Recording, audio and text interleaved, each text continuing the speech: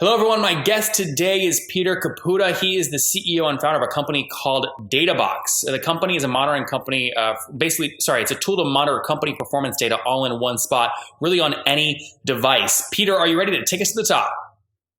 I am. All right. So you emailed me this beautiful email before the show. I know you listen. So let's just jump right to it. What's revenue today? And then let's go back and get more of the story. We're doing a little over 91,000 MRR. Okay. And what are people paying you for? You mean how much or? Well, yeah. So tell me more about the product and then tell me the ARPU. Got it. So the product allows companies to pull all their performance data in from other tools. So we integrate out of the box with like 60 plus other tools. And then you can also integrate data in a variety of other ways. And once you get the data in there, they can visualize it. However they choose.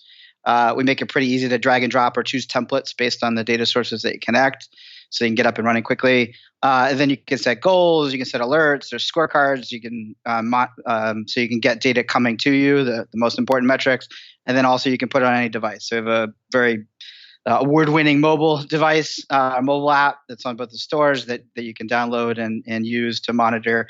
You can put data up on TVs as well. And so what are people paying on average per month for this? $140 a month. Okay, so how many customers are you at today? 650. 50. Okay, and give me a sense of growth rate. Take me back a year. How much are you doing in a month? 23,000. I'm sorry. Yeah, they're on 23,000 MRR at the end of May last year. May 2017, scaled nicely, so I'm more than 3x that to date. Where's most of the growth come from? Organic. Just doing a lot of organic marketing, organic search, organic social. Just a lot of content marketing. And so tell me about the team and how many of the team members are focused on those organic channels. We have 20 people total. The majority of the team's in product. And then we have pretty much 3 people in each of sales, marketing, and service. A little heavier on the service side, a little lighter on the sales side. So 3 people in marketing, basically. Okay, and what are some of these? You mentioned kind of SEO, some other things. What's the number one organic tactic they're using to driving new customers? We do a lot of content sourcing. We do a lot of roundup posts. We have a lot of agency partners who write guest posts for us. Since we integrate with so many tools, the topics that we can cover are pretty diverse. So like one day we'll write about reducing your bounce rate in Google Analytics. The next we'll talk about the new features in Facebook ads that you should be taking advantage of. How do you get the partner to take the time to write the guest blog post for your blog? That's where a lot of people get stuck in this whole process. They can't convince other people to take the time to write for them.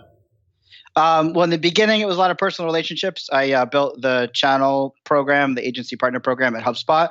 And so I tapped a lot of agencies to do that. At this point, we have a pretty refined process, which would take me like 20 minutes to explain. But we have people that are constantly reaching out on social. We have a list of past contributors that we ask to contribute to new posts.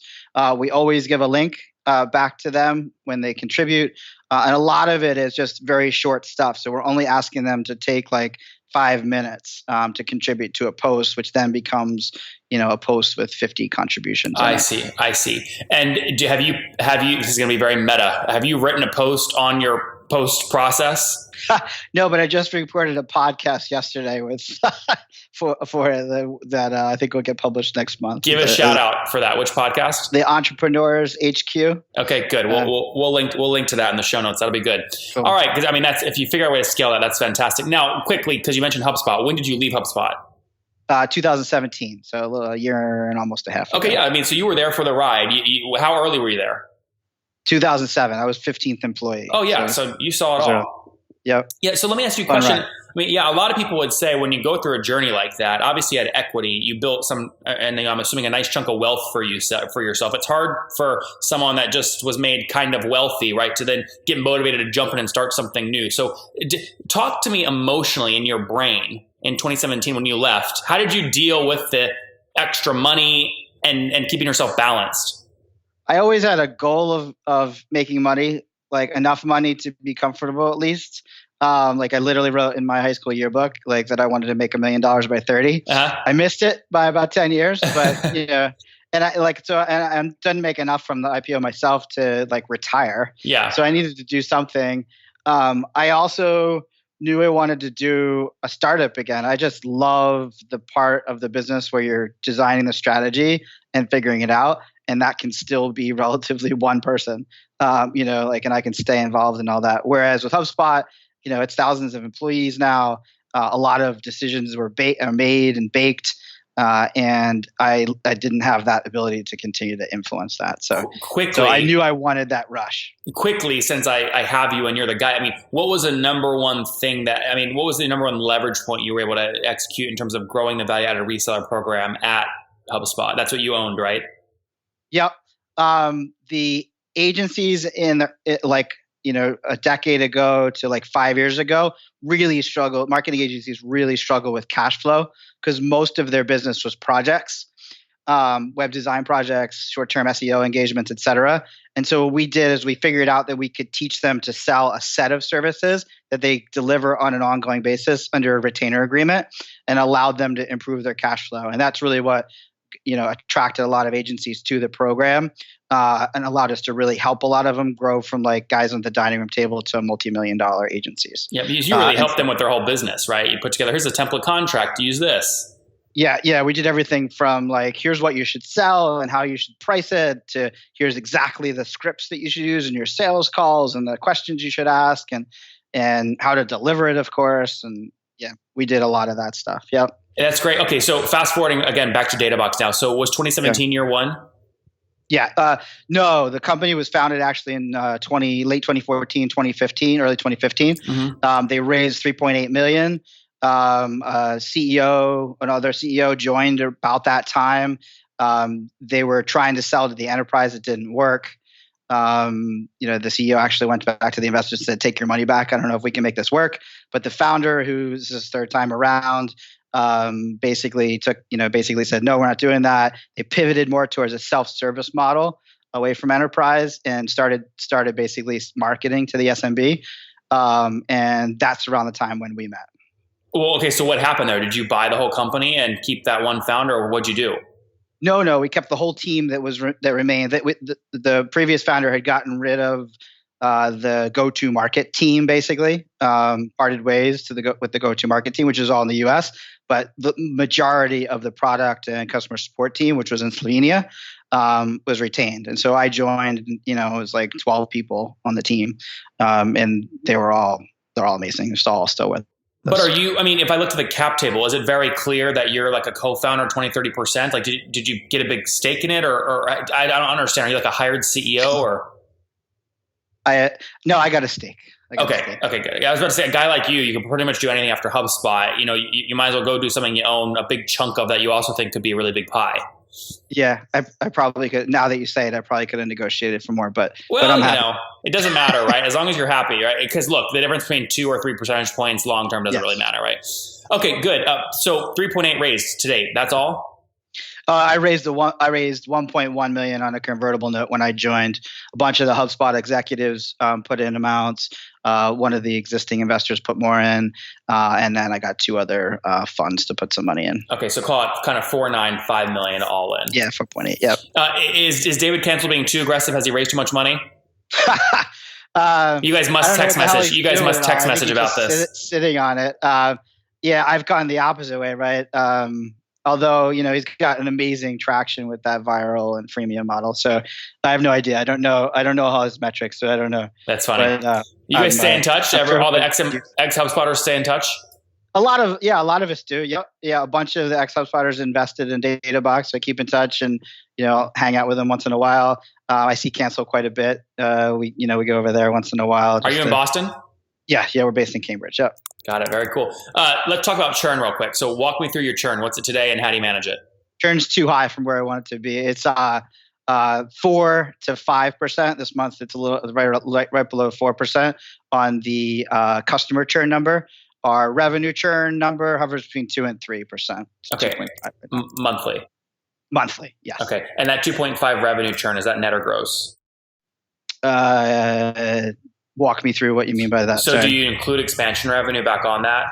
I do. I'm including the expansion revenue. So that's net. Yeah. So that's you lose I'm going to make this up. You lose 5%, but you gain, 2.5% back. Exactly. So yeah. Yes. Okay, good. 2 for net revenue churn. Good. And walk me through, is expansion revenue like a critical growth driver for you right now, or is it really just get more subs in the door? No, it's still more of a get more subs in the door approach. I think that's where we're getting that is where we're getting the majority of our revenue.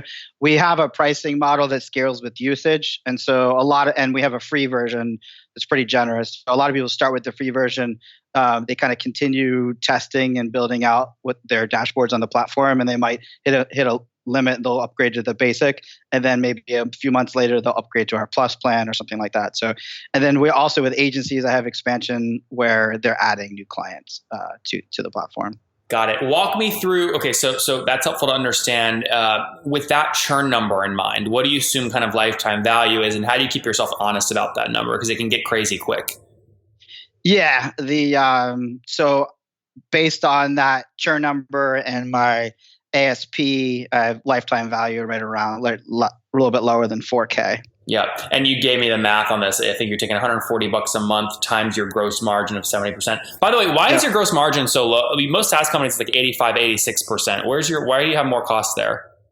I added all of my support costs in there because we don't charge for any services right now. At some point we will. I just hired a director of customer success, so starting to shift a little more focus there, but I included I have basically 3 or 4 heads there. That makes sense. That's good. Okay, so that's an aggressive gross margin in terms of you being very conservative, which is good. So $140 ASP divided by 2.5% monthly churn gives you kind of lifetime value in terms of dollars, and then you multiply times 0.7 gross margin to get about $3,900 in LTV.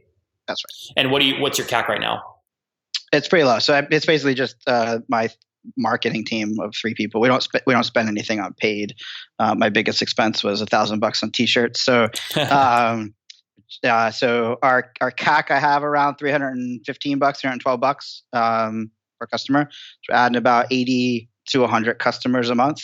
Mm-hmm. And payback period is what, about 2-3 months? It looks like. Yeah, it's quick, right? 2.5. Yeah. Yeah. So are you generally getting more aggressive with that or less aggressive? I'm kind of status quo right now. We raised a bit of money. There was a little bit money left over from the previous round, but I'm actually shooting for cash flow break even here in Q3. Oh, great. And so I'm not accelerating too much. It's kind of, I got my marketing processes in place. I got most of my sales processes in place. Now we're getting more of our customer success processes in place. And then I'm hoping I can reduce that customer churn number further and raise a large round. Yeah, I was going to say, it sounds like you're building more leverage for yourself, get to profitability, and then go raise so that no one can have you by the balls, right? Exactly. Yeah, very good. Said very eloquently, right, by yours truly. Less dilutive. Yeah. Now, let me ask you a question. If you had the option to raise debt capital, let's say you want to raise $3 million versus $3 million in equity.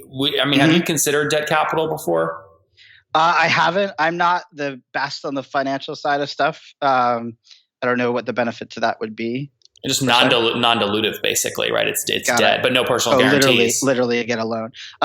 We hadn't thought about it at this point. My ambition is to build like similar to HubSpot, build a very big business in the SMB market. I'm purposely keeping my CAC low for that reason, my price low for that reason. Who the hell wakes up and says, I want to build a huge business and the highest churn cohort of businesses possible? It's just you're signing up for hell. No, I'm passionate about it. It's like, that's my roots. I got uncles that run small businesses. What do they do? What's that? What do they do? Plumbing, construction, automotive, like a lot of consumer stuff. I got an uncle that sells medical equipment. I'm passionate about that. I love working with SMBs. There's no bullshit. There's no bureaucracy. It's dollars and cents. And like I started my first business, a few years out of college, and worked with a lot of SMBs, helping them do their marketing, and so I don't know, just passionate about it. I hate the bureaucracy of big companies and kissing ass. Is that what made you kind of pop out of HubSpot? It was too big at that point? Yeah, I think part of it. Yeah. All right, very good. Let's wrap up here with the famous 5, Peter. Number 1, what's your favorite business book? My favorite business book, probably Baseline Selling by Dave Curlin. Baseline stuff. Actually, real quick before I go to number 2, people always ask me, Nathan, why do CEOs come on your show and like they're so cool sharing numbers and stuff? And I go, you know what? Honestly, I don't know sometimes. You're a guy, you listen to this show, right? Yeah. Yeah, because you email me ahead of time. Tell me the psychology. Well, why does a guy like you come on the show and you're totally cool being so transparent? Why not? Like, I've learned a lot from other people being transparent. I'm proud of what the team has done so far. There's no reason to hide it. I don't see any reason that keeping it secret. I've always found that the more I share, the more people care about what I'm doing. Yeah. I didn't mean to make that rhyme, but it did. Peter, the answer I wanted to hear was that I'm very charming. I beat the hell out of people. They have to give it to me. But you gave me none of that. Well, I listened to some of your things. I can't believe people come on to this call like expecting to avoid telling you like their churn number. That's like what I do. Why would you join? Yeah. I'm like, you're an idiot for not managing your time. Anytime you're going to commit 30 minutes to something, you should research what you're getting into, right?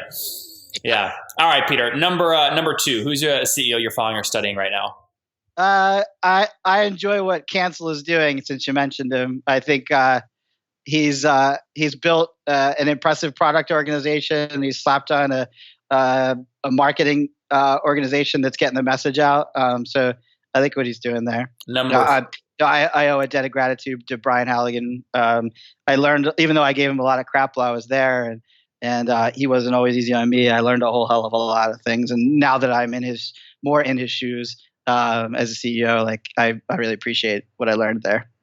3, what's your favorite online tool for building your business? Online tool for building my business. We couldn't do without Asana, the project management tool. I'm a big fan of being transparent up and down the organization, and even external, as we just talked about. And so Asana gives us the abilities for everybody, the newest employee, me, any of the managers, to see what's going on in the organization and be aware of vendor dependencies and all that. Number 4, how many hours of sleep are you getting every night? I am a solid 8 to 9 hour sleeper. That's great. Love that. My sleep. Yeah. What's the only thing that really cuts into it is if I get hooked on a Netflix show at like 9 o'clock and I can't stop watching. What's the last one you got hooked on? Black Lightning right now. Yeah. All right. And what's your situation? Married, single, you have kids? I am married. 13 years now, I believe. Congrats. That's right. 10-year-old boy. All right. And how old are you? 41. Last question, Peter. What do you wish your 20-year-old self knew? SaaS economics. I started a SaaS business back then, and like there wasn't really a word SaaS. it meant being sassy. Yeah. I wish I understood the fundamentals and the dynamics of it, and the importance of focus on processes and efficiency and just the levers that drive growth. Guys, there you have it. Peter grew the value out of reseller program at HubSpot, now joined Databox, which helps you pull all your data to one place so you can track performance and get insights all in real time. Right now, doing about $91,000 a month in revenue. That's up from 23.4 K per month and $23,400 per month in 2017, about a year ago. So healthy growth rate there. They raised about $5 million, really 1.1 though, on kind of the new product after the changes in the organization. Serving 650 customers, paying $140 a month, 4% gross customer churn per month, 2.5% net revenue churn monthly, with his team of 20 people based up there in Boston. Peter, thank you for taking us to the top. No, it was fun. Thanks, Nathan.